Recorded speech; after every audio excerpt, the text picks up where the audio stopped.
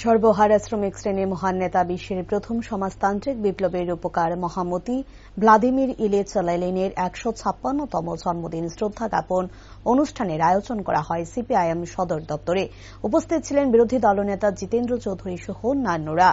সাংবাদিকদের মুখোমুখি হয়ে জিতেন্দ্র চৌধুরী বলেন, ১৫৫ বছর আগে এই দিনে লেনিন জন্মগ্রহণ করেন। গোটা পৃথিবী লেনিনকে শুধুমাত্র রাষ্ট্র নেতা ও বিপ্লবী হিসেবে চেনেন না, তিনি পৃথিবীর বুকে প্রথম বৈজ্ঞানিক সমাজতন্ত্র প্রতিষ্ঠার মহানায়ক। তাছাড়াও লেনিনের জন্মদিনে ওনার সম্পর্কে আরও বিস্তারিত আলোচনা করেন তিনি।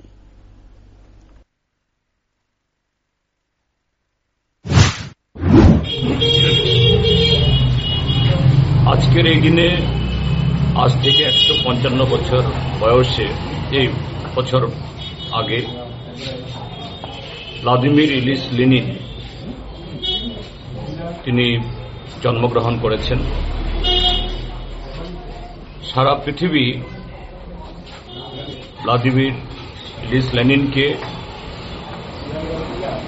শুধু একজন রাষ্ট্রনেতা, একজন বিপ্লবী হিসেবে চেনেন না, তিনি পৃথিবীর বুকে প্রথম বৈজ্ঞানিক সমাজতন্ত্র প্রতিষ্ঠার মহানায়ক। এই পৃথিবীর আরেকজন শ্রেষ্ঠ দার্শনিক কার্ল মার্কস, যে উদ্বৃত্ত মুনাফার তত্ত্ব আবিষ্কার করে